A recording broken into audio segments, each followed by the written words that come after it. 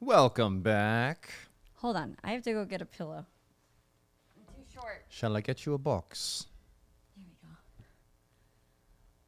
Hi, guys. Nice. She does the hair tease usually to match my height, but on camera, I think she just needs to be up a little bit more. So Good. a funny Now, do you little have your story. booster seat? Yes, and a We're all funny set. little story about us. Our dog got sprayed by a skunk like a month ago. And every time she gets wet now, and it was a little rainy this morning, she smells like a skunk still. It's bad. It is so bad. And she's laying right over there. I'm like, oh. Everybody has smelled a skunk before, like on the highway, Yeah. or like you walk out of your house and you're like, oh man, a skunk must have like sprayed a mile from here or something like that. When it is in your house, it is pandemonium, panic. And it smells everywhere. My mind was a mess. Every like stagnant air spot, my like goodness. closets or something like I that, can't believe it just like, got into. I can't, but like it was a traumatic event when that dog came in the house. Because at first I knew that she chased after something outside. It was late at night, you guys, and she comes back to the door, and I'm just like, oh man, I kind of caught a little bit of a whiff of a skunk, and I was like, oh Lord, please, please, and I opened the door and I went, didn't smell anything, and so I let her in the house. Yes, first mistake. First mistake there. And she got inside, and when I tell you, the stench filled up the whole house, the entire house, in a matter of probably 30 seconds. Yes. There was no relief. Even immediately outside of our house, still no relief. There was just this bubble, this cloud, and there was no wind that night. Yeah, It was it's a bummer. It was just, it just overtook. And then I did, second mistake, I put her in the shower. Which don't do it. Don't do that. Don't do it. It sets the smell. Keep the dog out of the house, and then there's a whole hydrogen peroxide and baking soda and Dawn dish soap. Mix. Save the ducks from the oil spill. Saves the dog from the skunk smell as Yes. well. And your house. But it took a couple of days. Lots of candles. No, I mean our shower still smells like it. It's just like ground That was zero. ground zero. Yeah. Yeah. The place where we clean ourselves out now actually is the smelliest place in the house. Yeah. So Y'all want to come hopefully- visit now, don't you? Hopefully, our suggestions to you will help you. I wish this upon no one, but if your dog ever gets sprayed, leave him outside and make that paste. You can find it on Pinterest. But I would say, to tie into what we're going to be talking about today, the most painful part of the experience was my catastrophic thinking, my catastrophizing. All right, we're going to be coming back to this book we talked about in the past on The Lies We Wish Were True. The right? CBT workbook, that stands for Cognitive Behavioral Therapy. If you guys haven't picked up on this, we are cognitive behavioral coaches. We are not therapists. We've never claimed to be therapists. But we use a lot of these techniques in the coaching realm. And so we're going to be talking about cognitive distortions. We have a whole podcast on this. Yep, The Lies We Wish Were True is Yes. that one. I don't know what episode it is. Thank you for But remembering. That's awesome. But right now, we are currently in our academy. If you haven't joined our academy, what are you waiting for? Yeah, get in there. Come on, let's do it. But we're talking Commit. about the 4 temperaments. We actually created a temperaments test and this kick butt temperaments report. Yeah, I it want is to say rad. kick butt because I did most of it, but no, I'm just kidding. We actually had a whole team helping, but like it's just a really cool report. And so you want to go check that out. If you can, we put the link to that test in this under this In the show notes that we never populate? Yes, we can do that. It'll be there. If not, you can always go to our website and find it there. Special shout out to Bryant Morin on this. Yes. Bryant was the engineer behind the scenes Yes. with this, and it is just it is He out there. So saved take the it, day. get it. You can take it for free and get your results, or you can pay a small fee and get the actual report that has a lot of great things in there, like common vices, common virtues. We're drawing from a lot of the literature that's out there. Even like the temperaments are very compatible with the Catholic faith, right? Well, or yeah. they've been used. Yes, Catholic A authors. lot. There's a lot of and great writers. authors. The temperament God gave you, the temperament Teachers. God gave your spouse. The Bennetts have written a lot on this. Well, I mean, in Jordan Amen, you know, in his Spiritual book Theology. Spiritual Theology, there's Yep. a whole section on the temperaments. Father Chad Ripperger, in his psychology book, he does a whole section on the temperaments, and so it does have like a Catholic background in it. It's one of the oldest personality tests. on the world in the world Yeah. on the world. On the whole world. The oldest on the world. Anyway, Grover showed up. it would be so cool if I just learned how to talk.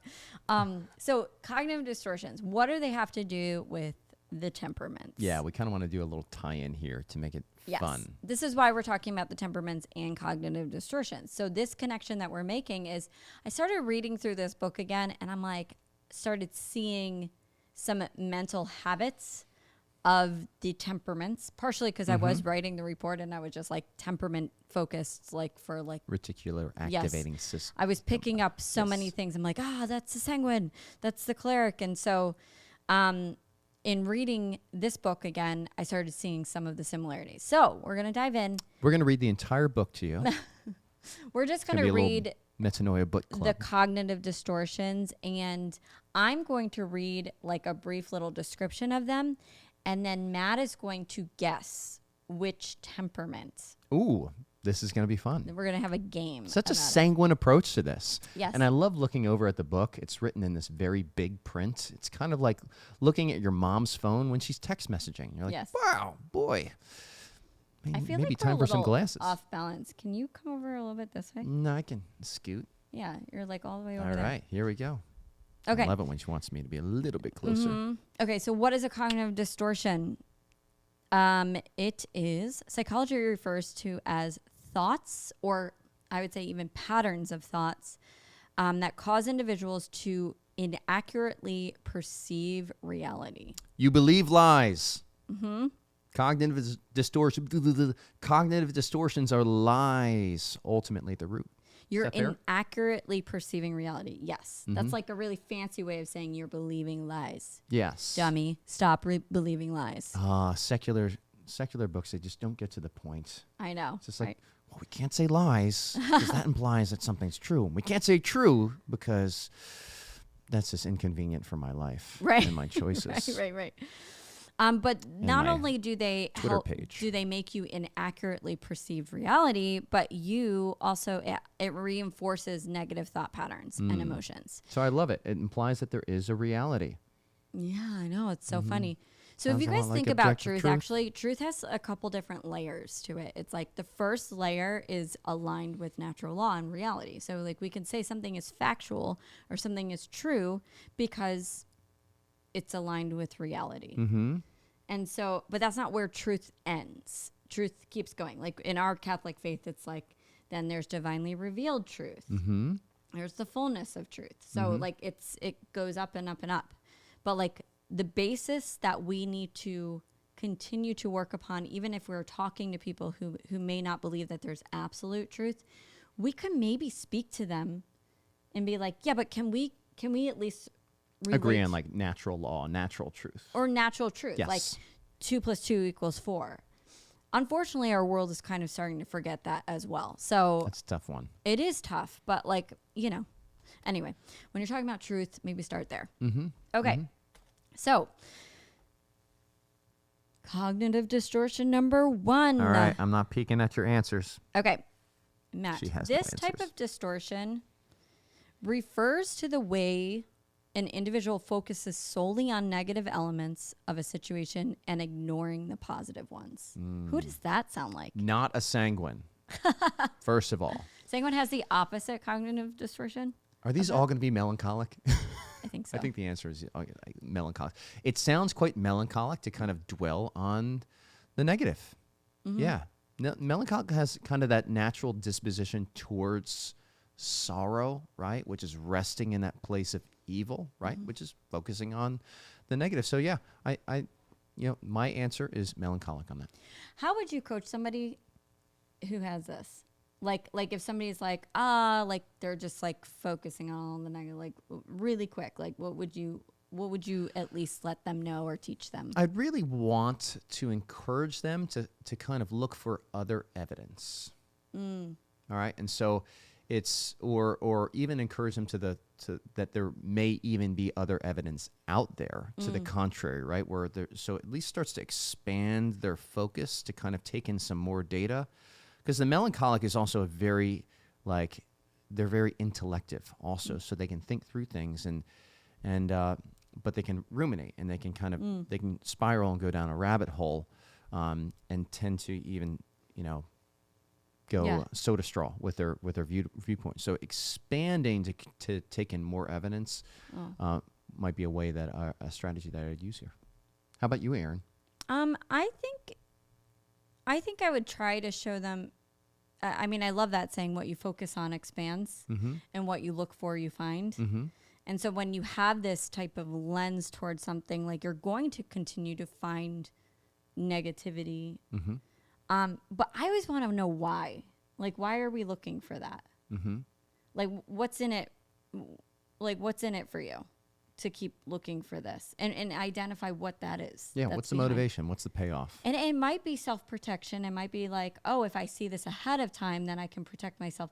Mm-hmm. But to even show how that's not really happening. Mm-hmm. You know what I mean? Like how you aren't really protecting yourself. You're just making your sadness expand. Well, yeah, oftentimes, like if I'm looking for a solution when I kind of go down this path. Mm-hmm. And so in order to find the solution, I want to understand the problem first. Well, if I'm understanding the problem, I'm looking naturally at the negative things, but I can kind of, where it stops being helpful to define the problem is when it's just like, it goes to a place of despair. Where it's just like, oh man, like there's no out. It's so terrible. And it's like, and it just zaps the energy to the point where it's just like, all right, the world's ending. The sky's falling. Yeah. At this point. Yeah. I'm It always starts like, to like jump into some other cognitive. but I'm also distortions like, we'll how get is to. that even useful? Like, how do you want to really spend your mental energy? But that's also like my sanguine side. Well, it's that melancholic. Melancholic is often, even when I bring in kind of the Clifton strengths, I'm starting to see some trends where melancholic also has some dominant strategic thinking Yes. themes. So intellection, I think, could be one of those, or like intellection, where the drive there is to really understand. And so the motivation a lot of the time is understanding, to really have this knowledge. That's interesting because I also know that melancholics are idea oriented. Mm-hmm. Okay. They are meaning they understand, they go look for more information, more ideas, and they may tend towards focusing on the negative ideas. But what you could do is say, but what else is there? I really like what you were saying, like kind of like equal airtime. Like what other ideas could we also maybe look at for a second? And I like using this technique with some of my melancholic clients when it's like they just feel so attached to a thought or an idea or a negative thought, and I go, let's just play for like 30 seconds. So sanguine. And then we can go back to your terrible, awful thought after the 30 seconds. I promise you, we can go back. But like for these 30 seconds, I'll time it.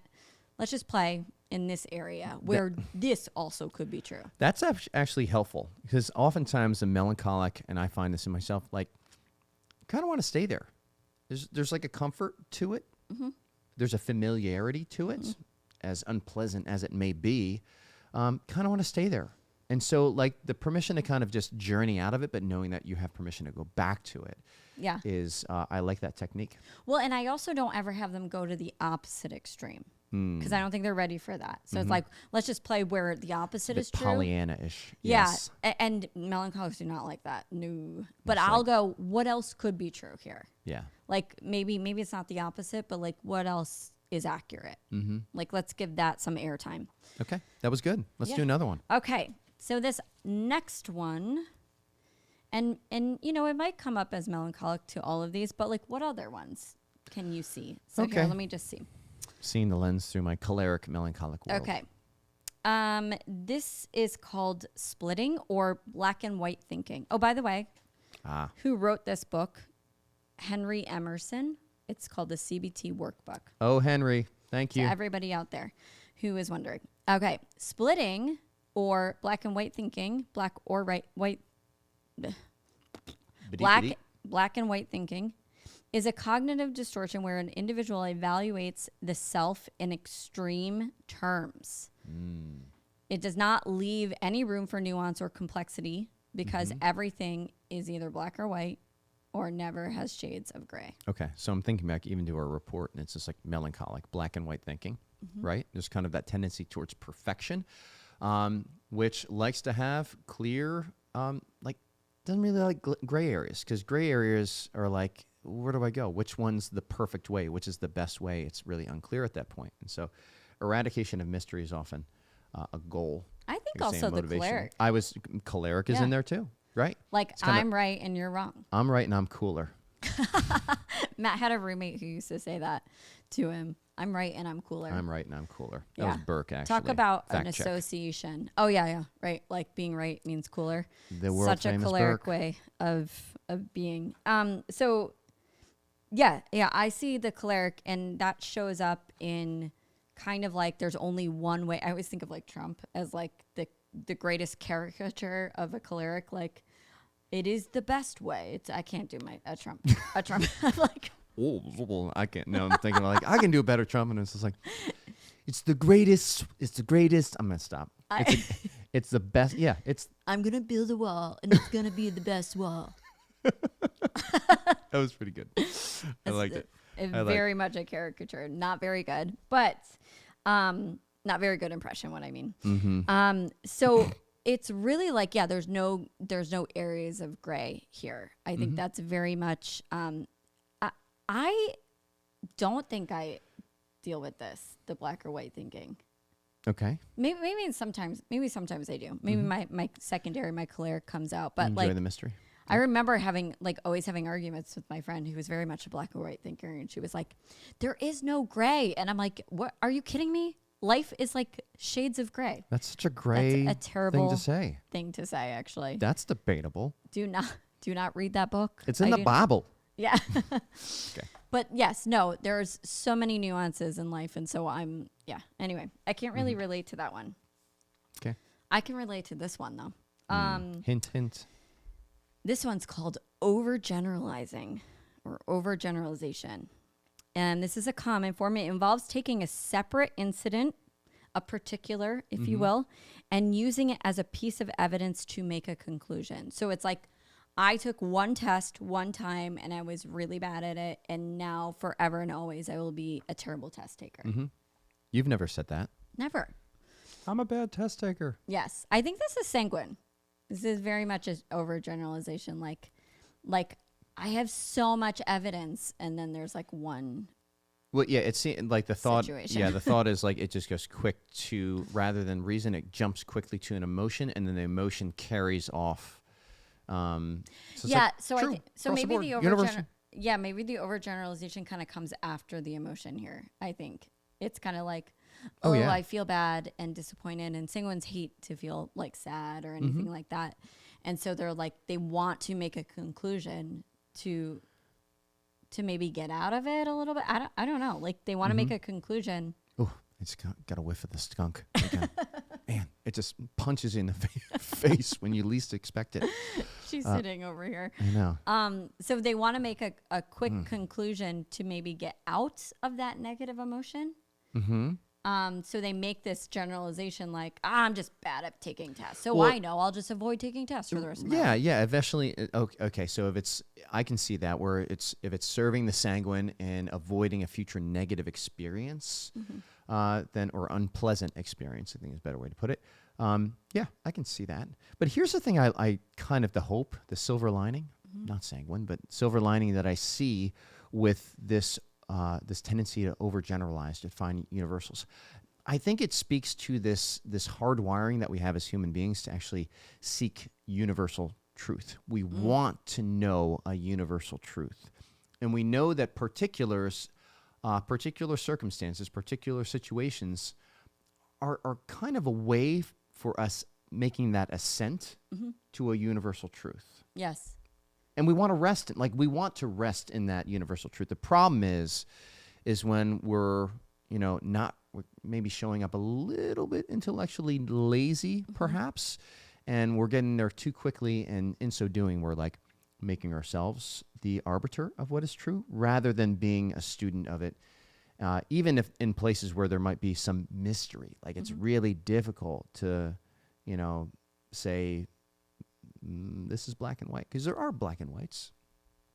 But those gray areas, when people just don't want to stay in that gray area because it's uncomfortable, they end up, just to avoid the discomfort of the mystery, they might overgeneralize at that point. Yeah.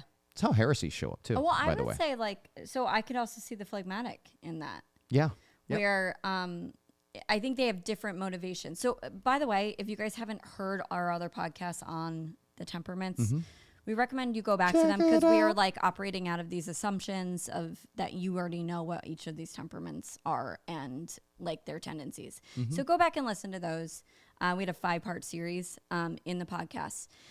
However, I think the sanguine and the phlegmatic have 2 different motivations. So the sanguine is like the motivation is to get out of that negative situation or get out of that negative feeling as quick as possible. I know I'll make a conclusion and then therefore never put myself in this position again.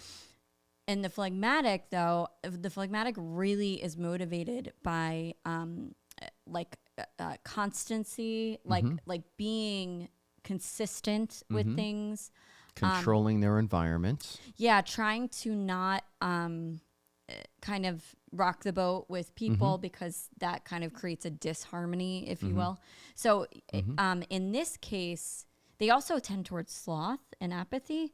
So in this case, it's like you want to make this, like there's maybe a tendency to make this overgeneralization based off of like 1 or 2 instances so that you don't maybe overexert yourself and not get a result that is maybe scary or new or inconstant. Yeah, so I can see the motivation behind overgeneralization here in the phlegmatic being, okay, like I want to, I saw in the past where in these circumstances, these particulars over here, it kind of rocked the boat a little bit. Rocking the boat is bad. And so we're just going to avoid, we're going to overgeneralize. And anything that looks, smells like these circumstances over here, we're just going to avoid it because it rocks the boat. And rocking the boat is bad. Yes. So how would you coach somebody with this? With an overgeneralization. Okay. I again, I think it's looking to other evidence and just really exploring. I love that question. Is that 100% true all the time? Yeah. Because that starts to really engages the mind to consider, like, is it really a universal truth? I like to stay out of the emotion, really kind of go cognitive in the coaching here and stay out of the emotion because it's that emotional response that is that can keep us in the distortion. Yeah, it's actually. overriding, right? And I think perhaps even in these distortions we can see consistently, I don't know if it's true, but here's a thought, Aaron, you've read more of the book than I have, that in each of these cases we have our intellect actually being subjected to our emotions, the emotion that we're feeling, maybe. And then we're using the intellect to justify our emotions. Yeah, that's interesting. I don't know. I can't really answer that, but and also what I want to mention here is a little brief word on emotions and what we're saying and what we're not saying. Okay. Emotions are not bad. Never. They are never bad. They are, in our catechism, it says that emotions or passions are morally neutral. They become vicious when they become excess or deficit, or they lead us to, like sinful actions. A place of vice or something. Yeah. So when we say emotions, in this case, they become cognitive distortions. And when we're in the emotion, we can't cognitively like think straight. And so we're not saying like these things are terrible or whatever, but I mean, if they are actually creating cognitive distortions, chances are they are, or around cognitive distortions or like the result of a cognitive distortion. Yeah, it probably is one of those emotions that you need to pause and go, okay, maybe I shouldn't let this be in the driver's seat. Right? Yep. We are also really big on saying like, let's discern our emotions. Let's actually like, is this an appropriate emotion? Is feeling sad after your mom dies, is that a normal emotion? I would say yes. And that is appropriate emotion. And we need to process that with Jesus. Like you need to bring him into this processing situation. We have other podcasts on that, but I just wanted to stop and say that because I think you hear this in the Catholic world and a lot of people will immediately go to, emotions are bad or evil. I'm like, Or no. judgment, snap judgments, which is Yeah. an overgeneralization on an emotion. Yes. But I want to say they are morally neutral, but we can actually get a lot of information out of them and gauge them by stopping and pausing and looking what they are. Okay. So we just did that one. What's next, Aaron? What do we got? Don't look. Not peeking. It's not like you have notes in those things. Actually, she's got quite a bit of notes. Catastrophizing. Definition, So please. there's I have a actually- definition. There's actually two ways you can do this. It's called magnifying or minimizing. Mm-hmm. So someone who has this tendency often expects that the worst will happen or has happened, and oftentimes based on an event that isn't as serious as believed. So that's like the maximizing. Okay. Okay. So they're like making a mountain out of a molehill. I want to go sanguine on this.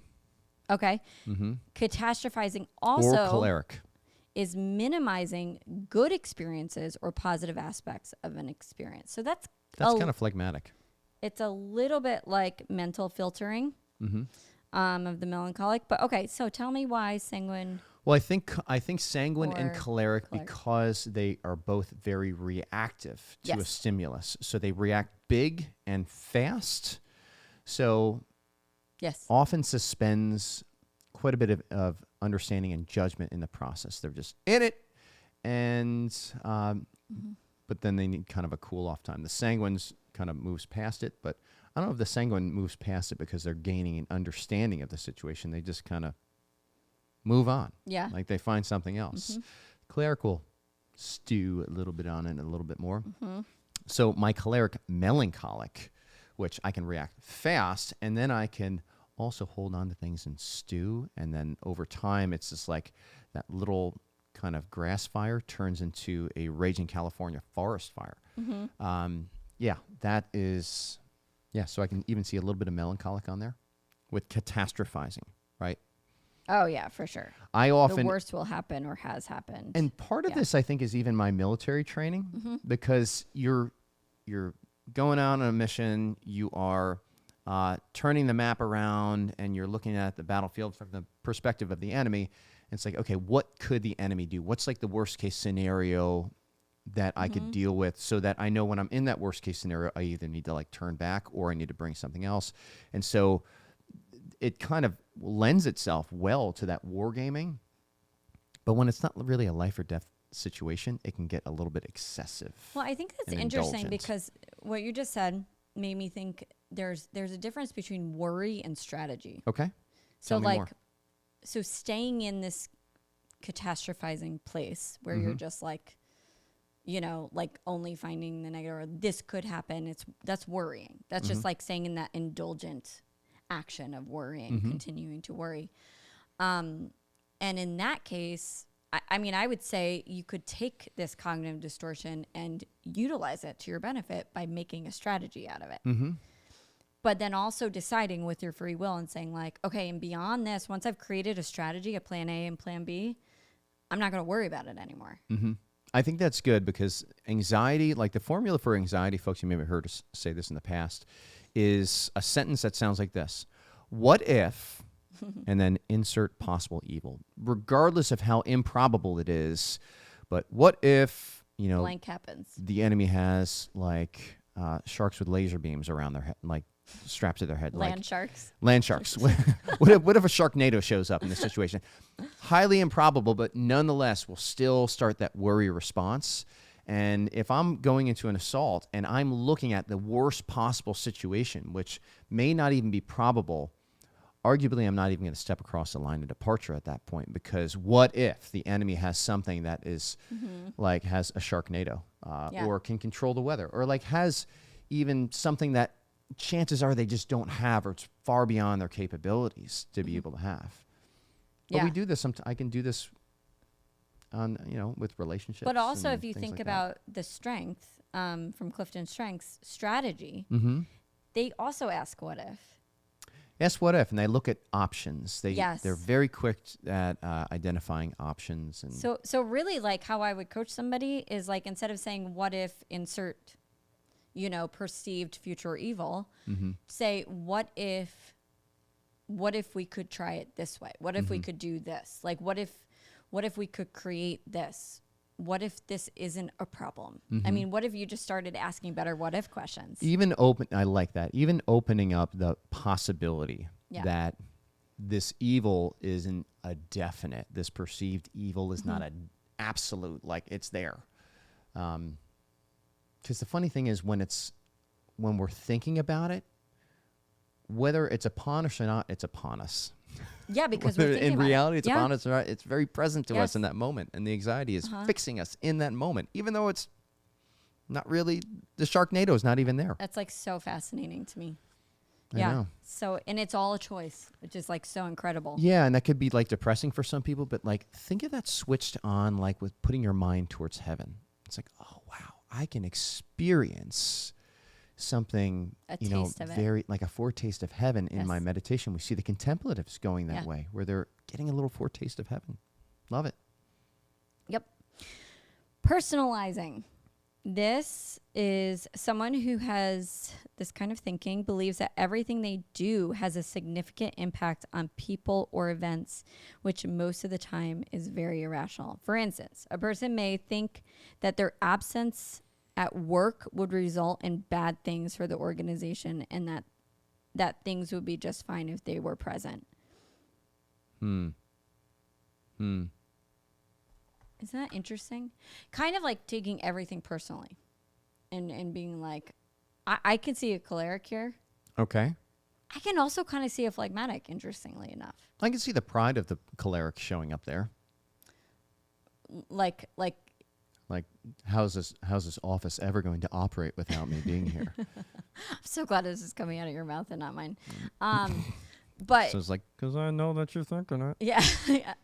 But but I could see also the phlegmatic is very much they are peacemakers. They want harmony, and there is this kind of overemphasis on when you want harmony so bad, when you're afraid that there might be disharmony, you might tend towards people pleasing, which is a subtle form of manipulation. Like it's kind of like, I want to please this person, not necessarily out of love, like selfless love for them, but I want to please this person so that peace comes out of this.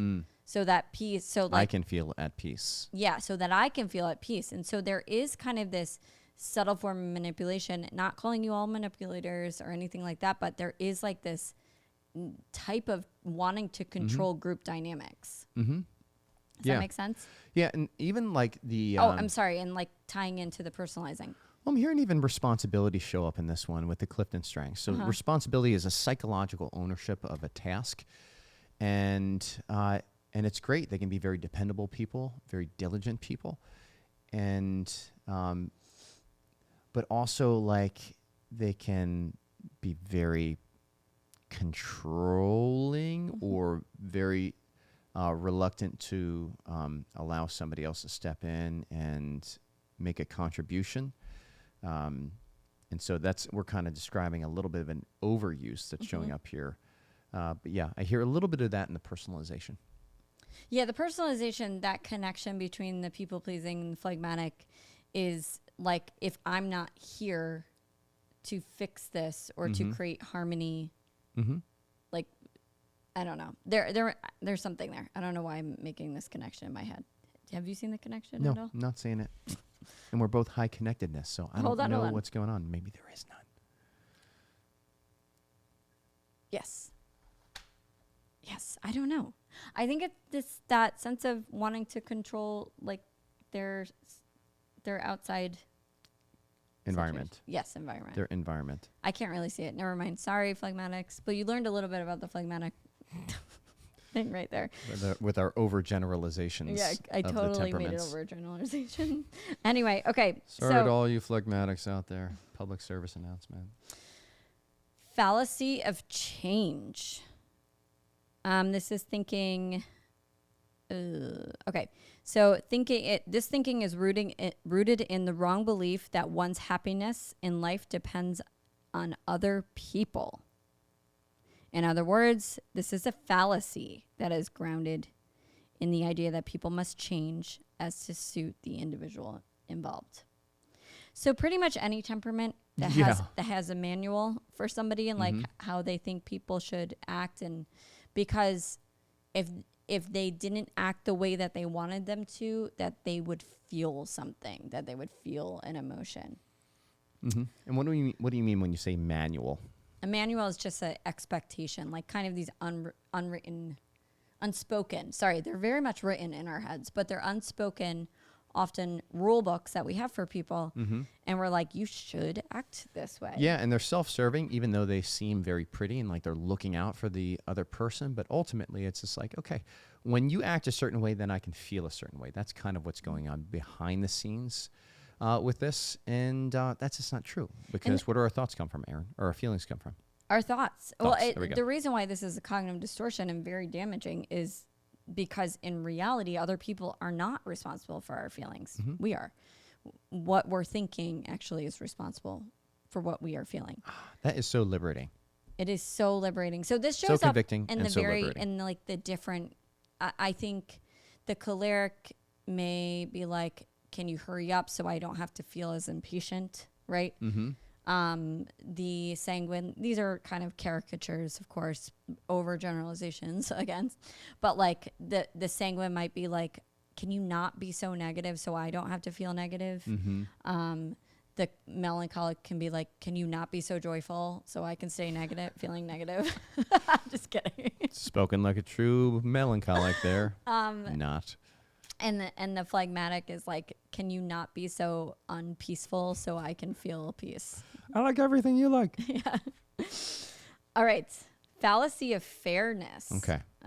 The fallacy of fairness involves the idea that the world one lives in must be fair at all times. Phlegmatic. It's somewhat having a sense of entitlement or the thinking that they know what is fair and feels resentful when they feel they or other people are not being treated fairly.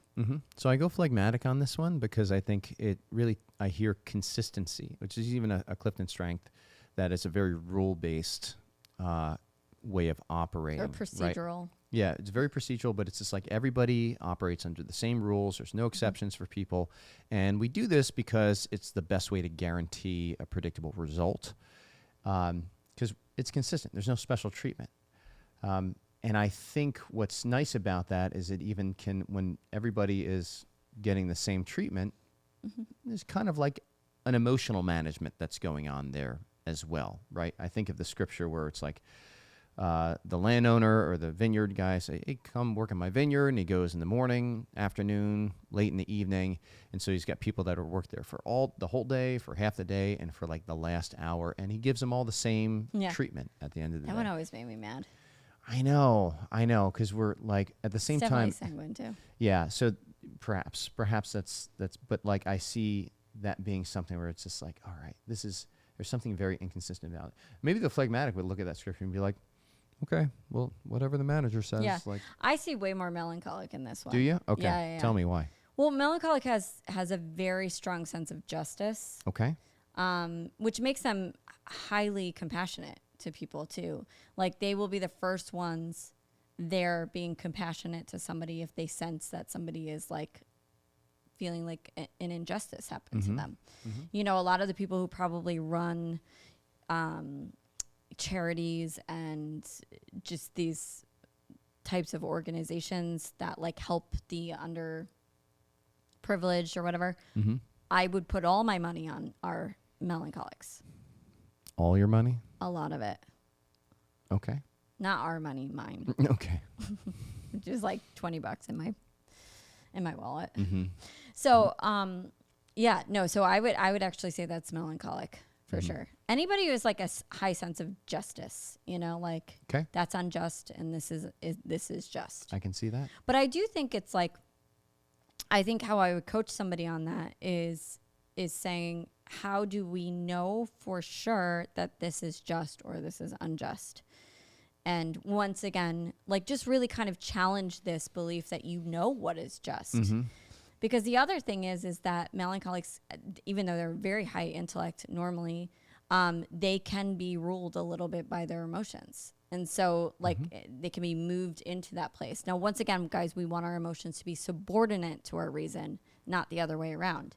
In order for that to happen, we have to get outside of our own head, which is a very comfortable living space for the melancholic. So if you're staying in your own head as a melancholic, you are cutting yourself off from, you're limiting your understanding of truth based on your own experience and what you know, which is not the fullness of it.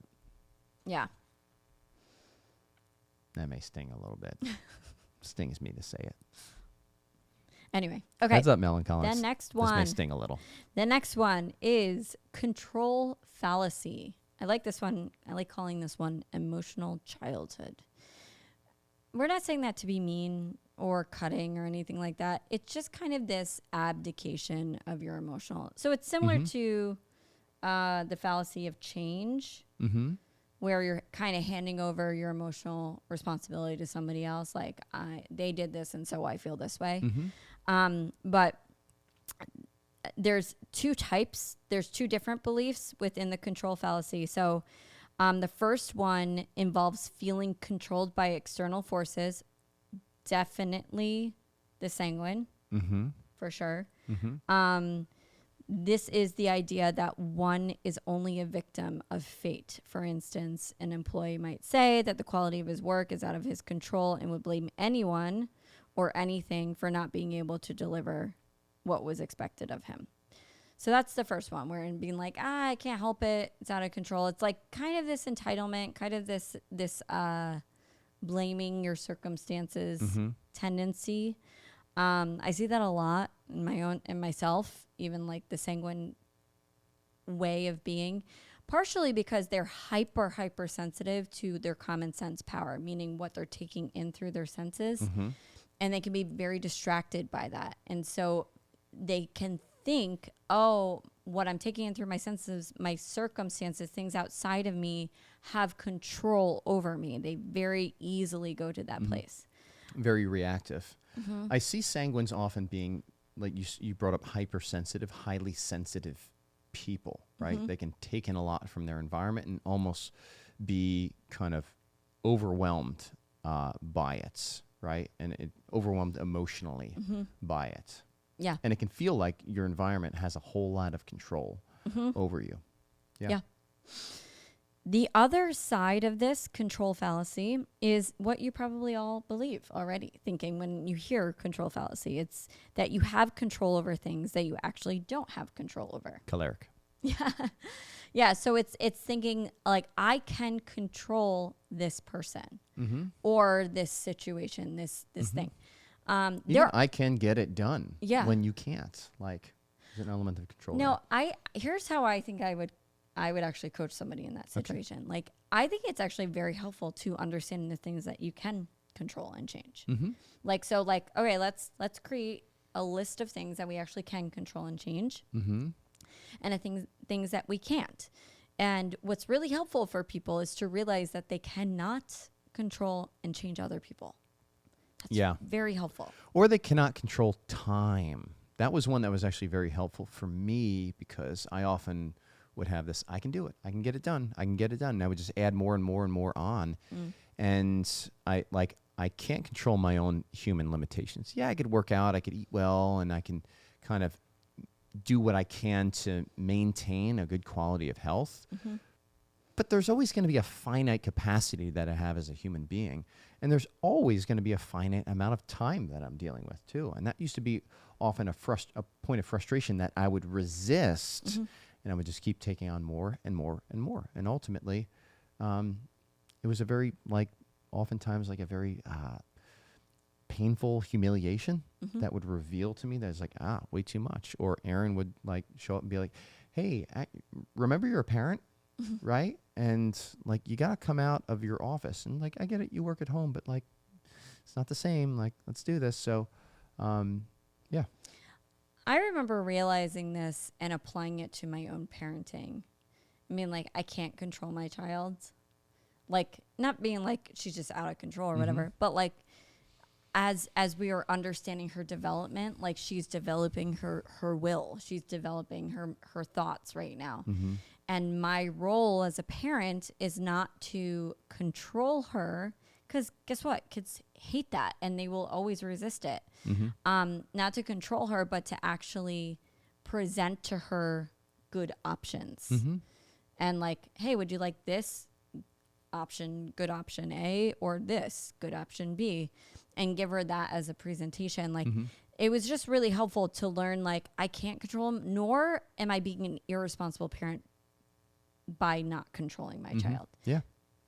And like, the quicker she can learn how to utilize her will the right way, or like the best way, the most moral way, I mean, that's kind of, you have to go to that place of surrendering that control. So I think that's actually really helpful to know that. You can lead the child to broccoli, but you can't make him eat. That's right. I actually started using broccoli to get her to eat her meat. Like, I'm going to put this green thing on your plate. I know. And She like the was whole like, time I'm thinking, it was "No." like, this is so not the right way to present broccoli. This is. Matt, you can't control me.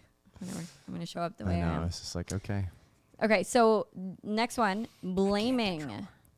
Blaming is one of the ways of assigning responsibility to other people when things don't go our way. So we go, oh, this didn't work out. I know. I'll blame Your fault. this person. I think we've all done that. Yeah, it's very much like Adam and Eve in the garden. Like, the woman, you put me here. It's like, yeah, the snake, you tricked me. Like, so I ate it. Big whoop. Like, it's just a very natural, I think you can see all these things as consequences of the fall. But yeah, this is like really a natural tendency when we do something that we're ashamed of and we know, and it's like an ordered shame.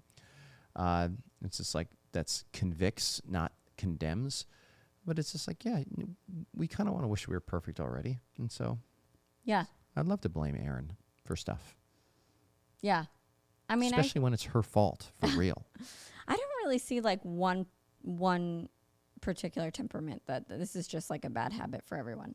Sure. But like, who do you think it would be most? Probably the sanguine. I honestly, I think that it's tough to, I think this is just so common that it's difficult. Maybe not phlegmatic.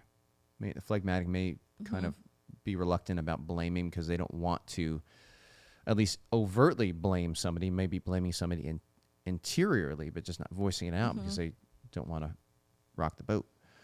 But yeah, I think this is a really common to all. I think melancholics would blame. They're very strong in blaming themselves. Like, they're very scrupulous and like they will. Yeah, blame it might themselves. be how the blaming happens and to whom it's directed. Yeah. I see how sanguines don't really. I don't really see them blaming other people necessarily, but blaming their circumstances. Cholerics maybe blaming people who didn't get the job done or worked as fast as them or did it their way or something. Maybe that's, I don't know. And then the melancholic is more so like blaming themselves, but when they blame others, it's to the same standard that they hold themselves. Yes, that resonates very clearly. That's been something I've even realized in my journaling when I've been even journaling, about like another person. I'm blaming that other person. I'm being like, oh my gosh, like there's a lot of this like happening internally here as well. Or if we flip the table around, I could really see how the things that I'm blaming this person for, I could also be blamed for. Like, yeah. That's Ooh, so. that's a great way to. So it's a flip flop. It's a projection. Yeah, like how am I showing up this way? Yeah, it's like gaslighting. Yeah. I'm not the one to blame. You're the one to blame. Right. Here's why. But also, no, like that's how you would self-coach yourself out of that, though. Is Yeah. like the very person that you're blaming for, like, can you actually show up? Like, I don't know, like how are you to blame as well? I think that's a good question to ask yourself. He used perfect cast first stone. Yes, this one's a good one. And we Okay, talked about last this. one more. Yep, emotional reasoning. Basically, I feel this very strongly, therefore it's true. A lot of this going on. That never happens. Never see it on the news. Never see it on the university campuses. I will say this is definitely. I feel like this is really true. This is definitely a result to modernism. This is like modernism. Like one of the main pieces of that is that heresy is this extreme subjectivism. So it's just like, just because I feel this way, therefore it's true, and it just completely abdicates any reasoning. You see, I think it's I can see your logic at that, but I also can see this being a response to some repression of emotions. Yeah. All right. Sure. It's very interesting to see how empathy showed up in one of the most common top 5 responses on Clifton Strengths. Empathy is amongst millennials. It wasn't amongst previous generations. So this generation of millennials we're at kind of the top end of it, but tends to experience other person's emotional life, participate in somebody else's emotional life a little bit more habitually than others. I just find that to be kind of interesting. And so you see a lot of the arguments being very emotionally based on the college campus, especially around, I watch some of the shows where it's just like somebody's going to have an open debate on abortion, right? That's one of those, it's very hyper emotional. Yeah, they will or appeal they go to the emotional. even some like very, they'll use some of the, what are they called? The fringe arguments or the fringe circumstances of like rape to justify, in this case, emotion always being the case because of this really outlier circumstance over there, which, I have a friend that was conceived by the product of rape. And her response is always like, okay, wait, so my life isn't as valuable based on, or like I don't have the same rights based on the conception circumstances, which are outside of, that means that less. So it's like, okay, well, there's a whole emotional argument that's there too, but also a rational argument as well. But yeah, when we just are arguing from a place of emotion, and we can't, if like I'm very aware of it when I'm watching TV and somebody brings a very intellectual argument and they pose a question and the response is a non-answer, but one that's highly emotional. At that point, I go, okay, all right. You got nothing. I see what's going on here. You got nothing. All right, don't you fool lost. me. Don't you lost. fool me. But I tell you what, like in a hyper emotional society, especially one that is connecting the millennial generation that's very empathetic, I could see this being a really it is. smart tactic, knowing your audience in terms of your rhetoric that you use. It's a legit tactic, but it's such a powerless place to make decisions from. Oh. Like Yes. because it's always moving. I mean, if you think about it, like your emotions are always vacillating back and forth. And so like, can you imagine making like a big life decision or a commitment? This is why so many of the millennials who are highly triggered and, all this stuff, like the overgeneralization again. Big overgeneralization. But still like. We're there with you. I am more than Aaron. But this highly emotional way of being, this is why they're having such a hard time committing to relationships, because they're like, what if I feel like I don't like this person tomorrow? It's like, well, no. Love is a choice of your will, and your intellect is what actually like informs your will. Yeah. And so it has to be a reasonable decision. It has to be a reasonable choice. Sorry, it's not sexy, but like that, it is really like you do want to ask these questions. Will this person be a good parent for a future child?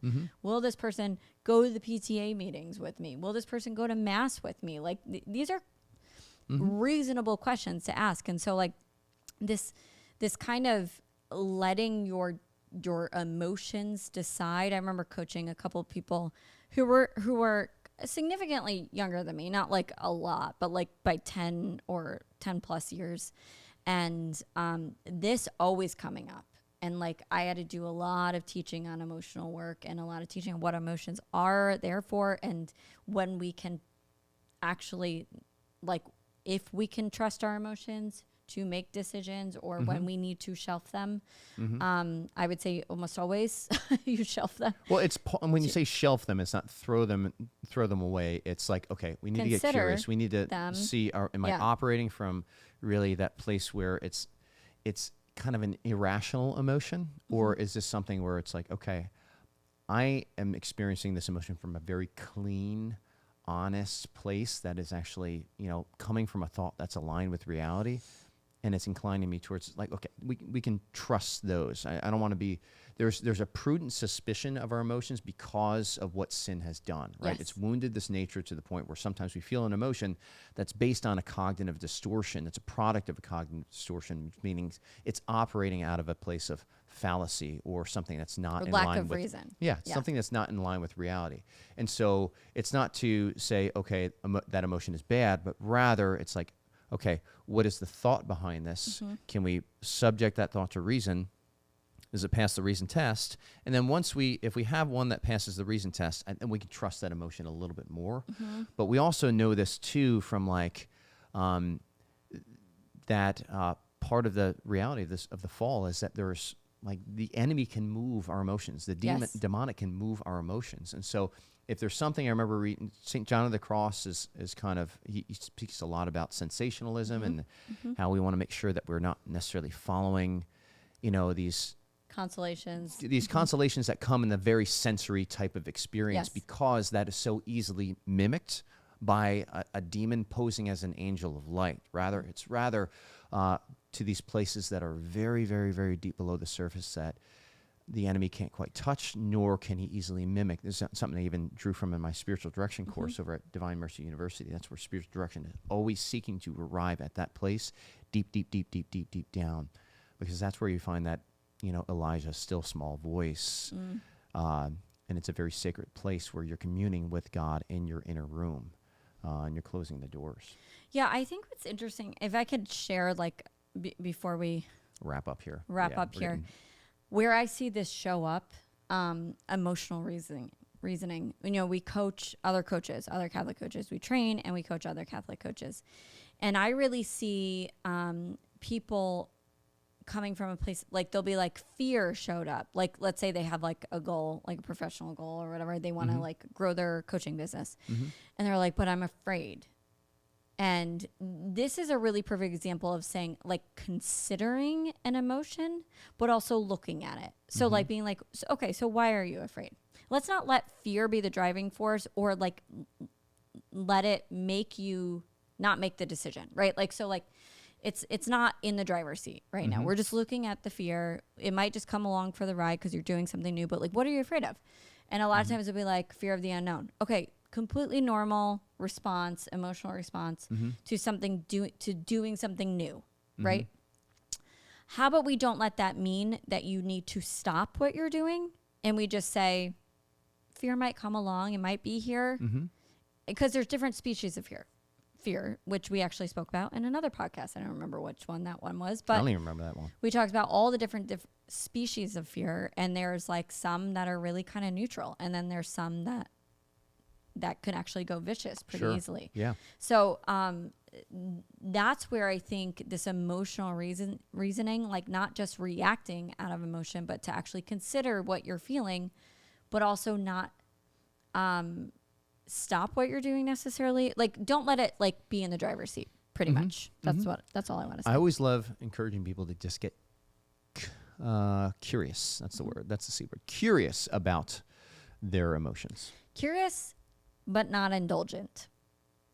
So curious being like, what is this emotion telling me? What does that mean? But also indulgent being like, you're staying in it. Like our emotions are fuel for our actions. Like they actually fuel what we do or what we don't do. And so that is, this is Matt saying, it's time to go. I know. I'm leaning over here. You're Let's like, go. Okay, Let's great. go.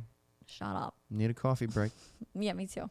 All right. So, folks, thanks so much. Temperaments. We've got our quiz.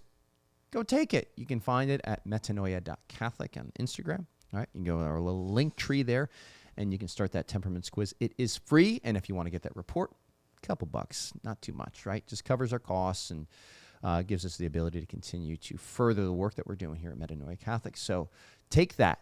Give it to your friends. Give it to your spouse. Give it to your boyfriend, your girlfriend, your kids. It's a really great test, a place to, like Aaron said in the beginning, it's great to, when you're on this journey, to get a little bit of a indication of where you are right now. You are here. You are here. So that's it. All right.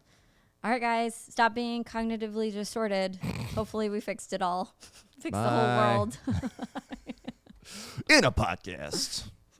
That might be a little extreme. See you guys.